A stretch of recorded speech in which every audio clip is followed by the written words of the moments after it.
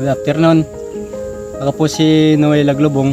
Ako po yung invite na samahan po sila sa pagpunta po ng lugar ng Mangga. Napakasaya po sa isang kabataan para sa paglilingkod. Dahil po nakikita po natin yung ating sarili kung gaano po tayo kasaya sa gawain po ng Panginoon.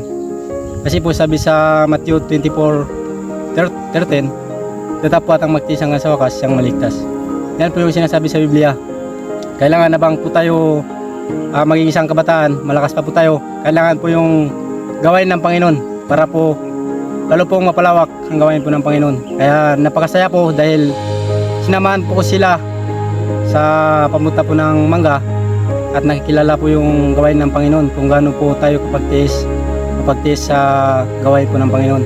Maging isang kabataan, iling po namin na mas lalo pang dumami mga isang manggagawa sa Panginoon.